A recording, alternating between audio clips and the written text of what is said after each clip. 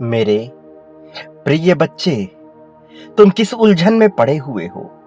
किस तरह की बातें तुम निरंतर सोच रहे हो?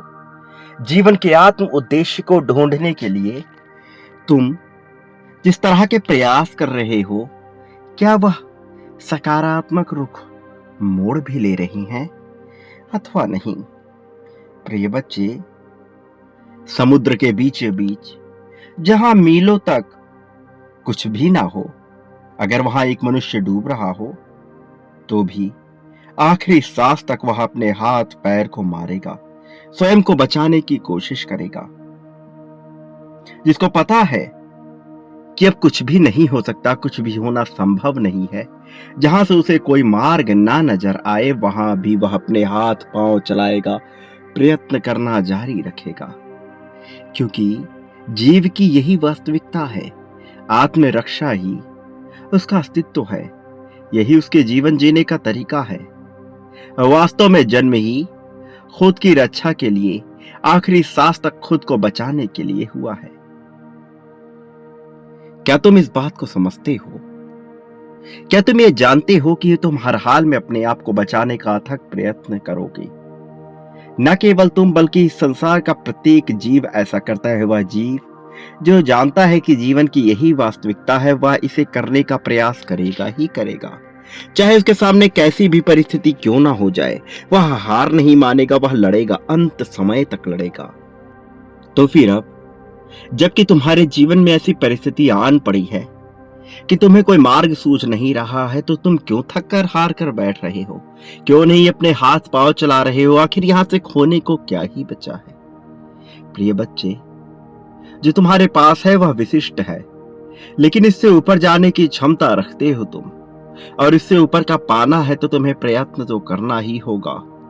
यह अलग बात है कि अंततः मैं तुम्हें विजय दिलाऊंगा। यह अलग बात है कि अंततः तुम यह देख पाओगे कि समस्त सृष्टि तुम्हारे साथ लगी हुई थी, तुम्हें उस ऊंचाई तक पहुंचाने के लिए जहां तुम पहुंचने की योग्यता रखते हो, और जहां तक पहुंचने की चाहत तुम्हारे मन में उत्पन्न होती रही है। फिर भी तुम्हें अपने इरादों को स्पष्ट करना होगा, अपने हाथ पांव मारने होंगे, नए प्रयत्न करने होंगे, नए तरीकों को ढूंढना होगा, घुलना होगा, मिलना होगा, नई चीजों को समझना होगा, अपने आप को झोंकना होगा, समर्पण त्याग दर्शाना होगा। यही वो जरिया है जिसके माध्यम से तुम यह देख पाओगे कि अब तुम्हारे जीवन में क्या कराए जाने की कोशिश हो रही है। प्रिय बच्चे, तुम क्यों डूब रहे हो? क्यों स्वयं को थका हुआ, हारा हुआ महसूस कर रहे हो, जबकि तुम देख सकते हो कि समस्त सृष्टि तुम्हारे लिए कार्य करना चाह रही है? जबकि तुम देख सकते हो कि निरंतर तुम्हें सूचित किया जा रहा है, तुम्हारे समक्ष सूचनाएं भेजी जा रही हैं, समाचार भेजे जा रहे हैं, संकेत दिए जा रहे हैं, संदेश दिए जा रहे हैं, ताकि तुम विशाल अंधकार में ना डूब सको, ताकि तुम सही मार्ग का चयन कर सको, ताकि तुम परेशान होने के बजाय वास्तविक राह पर चल सको। मेरे प्रिय, तुम अपने अस्तित्व को समझो, अपनी असलियत को समझो, हुंकार भरो, अपने हाथ पांव चलाने का प्रयत्न करो। जीवन एक ऐसा समुद्र है जिसमें अंततः सब कुछ विलीन हो जाना है, लेकिन तुम इसका अनुभव तभी कर पाओगे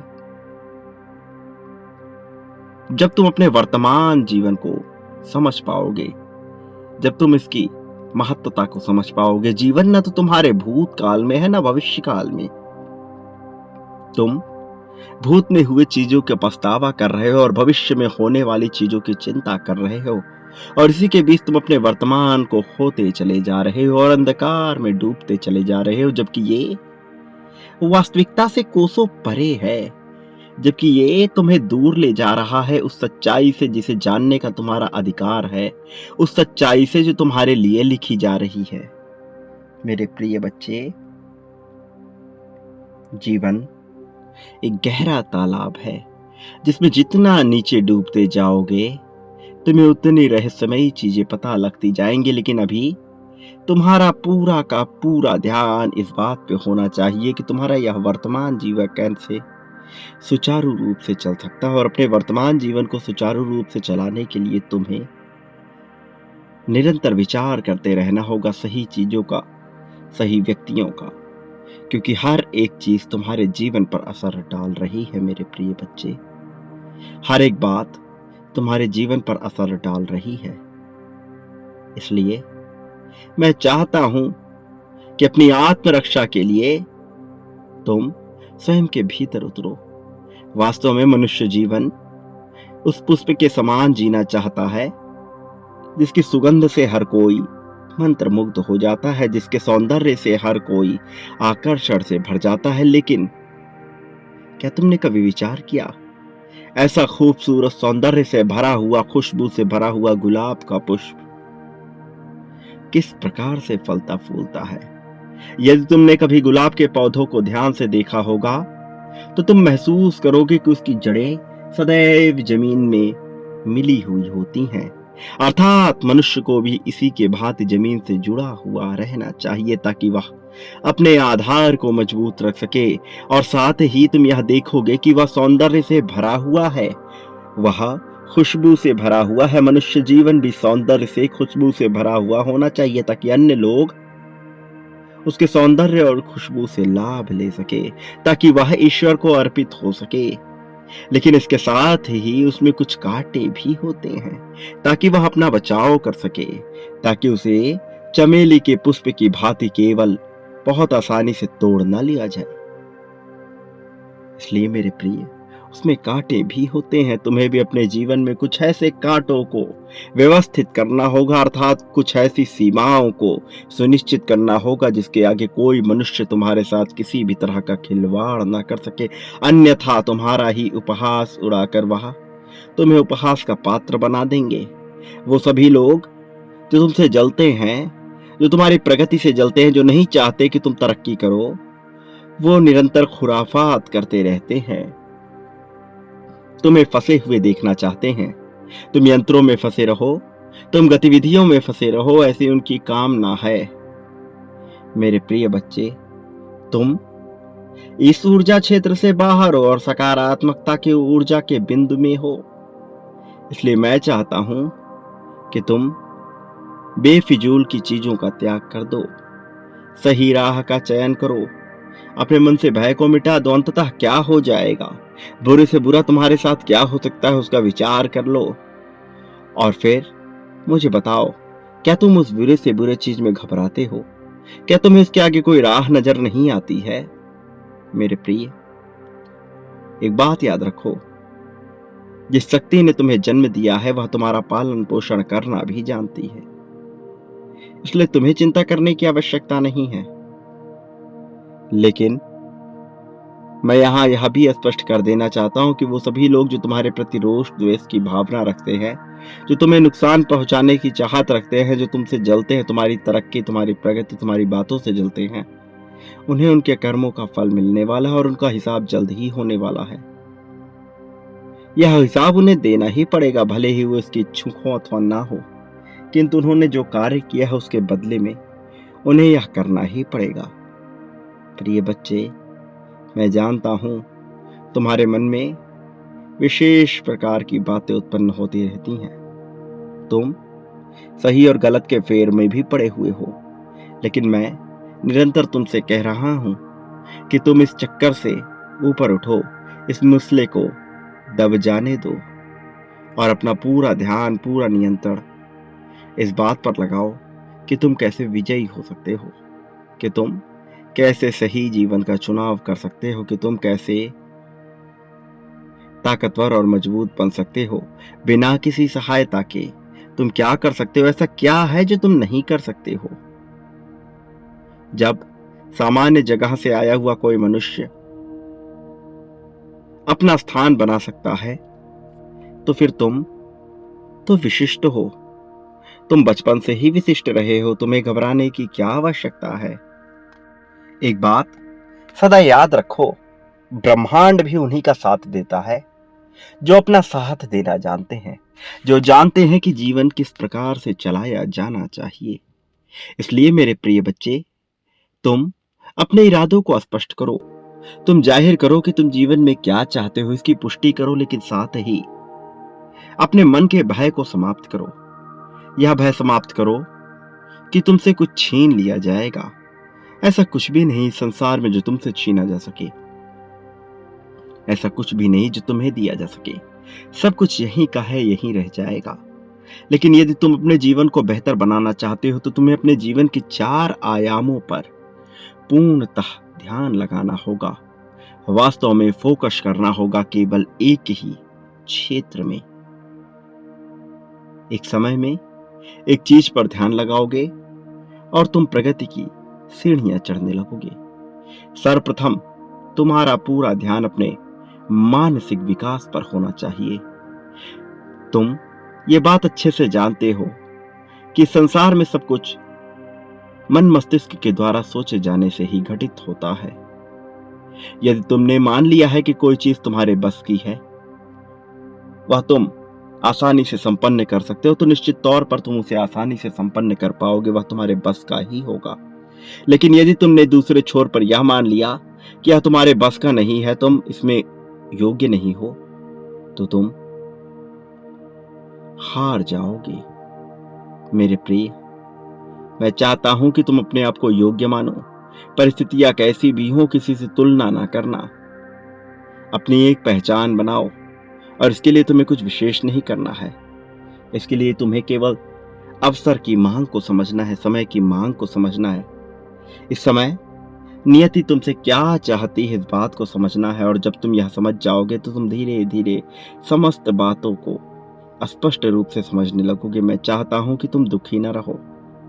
भले ही जीवन में मतभेद हो, भले ही एक दूसरे की बातें पसंद ना आ रही हों, भले ही एक दूसरे को कई बार कट्टर मान लो, लेकिन उसके बावजूद एक दूसरे का तुम्हें साथ नहीं छोड़ना चाहिए, क्योंकि यही साथ ही है जो मुख्य ताकत है।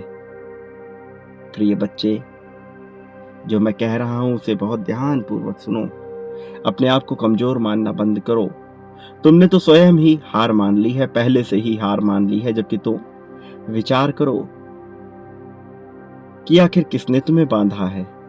कौन है जो तुम्हारे जीवन को बांध सकता है। किसमें इतनी क्षमता है जो तुम्हें बांध कर रखे। जबकि तुम केवल और केवल जीत को अपनाना चाहते हो, केवल और केवल जीत को अपनाने की इच्छुक हो। फिर भला तुमसे कोई क्या छीनना चाहेगा। इसलिए मेरे प्रिय बच्चे, सदैव सच्चाई और धर्म का साथ दो। वह करो जो करने को धर्म तुमसे कहता है। बाकी विभिन्न प्रकार की बातों को भूल जाओ। किसी मनुष्य की बात का कितना महत्व है, यह धीरे धीरे तुम जान ही जाओगे। मैं चाहता हूं कि तुम सही विकल्प का चुनाव करो। मैं चाहता हूं कि तुम उस राह पर आगे बढ़ो जहां से केवल जीत नजर आती है। इसलिए मेरे प्रिय बच्चे, मैं चाहता हूं तुम अपनी जीत की पुष्टि करो इसी क्षण। संख्या 1111 लिखकर यह पुष्ट कर दो कि तुम जीत को पूरी तरह से अपनाने की इच्छुक हो, क्योंकि ऐसा करते ही जीत तुम्हारी झोली में डालने का प्रयास प्रारंभ कर दिया जाएगा। जो मनुष्य जीत को अपनाने का इच्छुक होते हैं, उसके जीवन में कुछ रहस्यमयी घटनाएं घटने लगती हैं, जिससे उसे लगता है कि यह उसके प्रति हानिकारक होगा, किंतु ऐसा नहीं होता। वास्तव में यह उसके प्रति लाभदायक ही होता है। उसे जीवन में वह सब कुछ मिलने लगता है जिसकी वह कामना करता है। इसलिए मेरे प्रिय, तुम्हें सावधानी से अंदर जाने की आवश्यकता है। अपने भीतर उतरने की आवश्यकता है। ध्यान लगाकर अपने भीतर उतरने का प्रयास करो, ताकि तुम अपने शरीर में मौजूद समस्त चक्रों को सक्रिय कर सको। और ऐसा करने पर वह ताकत तुम्हारे पास होगी जो तुम अपना लेना चाहते हो। इसलिए तुम्हें बिल्कुल भी भय ग्रस्त होने की आवश्यकता नहीं है। वो लोग जो आकर तुम्हें धमकी दे रहे हैं, जो नहीं चाहते कि तुम आगे बढ़ो, प्रगति करो, जो पीठ पीछे तुम्हारी बातें करते हैं, उनके जीवन में पछताने के सिवा कुछ नहीं बचने वाला। इसलिए मैं नहीं चाहता कि तुम्हें पछताना पड़े। मैं नहीं चाहता कि तुम्हारे ऊपर भी कोई दुख आए। मेरे प्रिय बच्चे, तुम्हारी जीत सर्वमान्य होगी। तुम्हारी जीत सर्वश्रेष्ठ होगी। तुम वह प्राप्त करने वाले हो जो पाना तुम्हारा हक है। लेकिन मैं तुम्हें बता देना चाहता हूं कि तुम अपने भीतर नहीं उतरते और अपने ऊपर बेवजह संदेह पैदा करते हो। न केवल संदेह बल्कि भयग्रस्त होकर अपने कार्य करते हो, जो कि पूरी तरह से अनुचित है, निरर्थक है, क्योंकि भयग्रस्त होकर कोई भी कार्य सटीक ढंग से नहीं किया जा सकता। इसलिए मेरे प्रिय बच्चे, मैं तुमसे ये आग्रह करता हूं कि तुम अपने जीवन में भयग्रस्त होना छोड़ दो। भय इस संसार का सबसे बड़ा दुश्मन है जो मनुष्य का अपने आप से हो जाता है। मेरे प्रिय बच्चे, आने वाली 10 तारीख तुम्हारे लिए बहुत महत्वपूर्ण होने वाली है। बहुत से ऐसे कार्य हैं जो पूरी तरह से रुके हुए हैं, जिन्हें अब तक घटित हो जाना चाहिए था, लेकिन कारण और परिस्थितियां ऐसी बनती हैं कि वह पूर्ण रूप में घटित नहीं हो पाते। लेकिन आने वाली 10 तारीख रहस्यों और रोमांच से भरी हुई होने वाली है। एक बहुत ही महत्वपूर्ण कार्य जो किसी वजह से रुका हुआ था, अब वह समाप्ति की कगार पर है। तुम अब एक योद्धा के रूप में उभरने वाले हो। जीवन में बहुत सी ऐसी बातें हैं जिसका निरंतर पालन नहीं हो पाता, लेकिन तुमने जिन बातों का पालन किया है वह महत्वपूर्ण है। और मैं चाहता हूं कि तुम अपने जीवन में जीत के साथ ही आगे बढ़ो। मैं चाहता हूं तुम सही चीज का चयन करो। मेरे प्रिय, अब तुम्हारे जीवन में एक बहुत बड़ा बदलाव होने वाला है। इस बदलाव के साक्षी बहुत से लोग होने वाले हैं। वो लोग जो तुम्हारे अपने हैं, वो लोग जो तुम्हारे पराये हैं, वह सभी तुम्हारे जीत के साक्षी होंगे। और उन सब के चेहरे पर एक चमक होगी, क्योंकि तुम्हारे नाम का ऐसा महिमा मंडन होने लगेगा कि हर कोई तुम जैसा बनने का इच्छुक हो जाएगा। और तुम्हारा आभा मंडल इतना प्रकाश से युक्त हो जाएगा कि जो कोई भी तुम्हारे ऊर्जा क्षेत्र में आएगा उसका जीवन पूरी तरह से बदल जाएगा। सकारात्मक रूप में वह बहुत तेजस्वी हो जाएगा।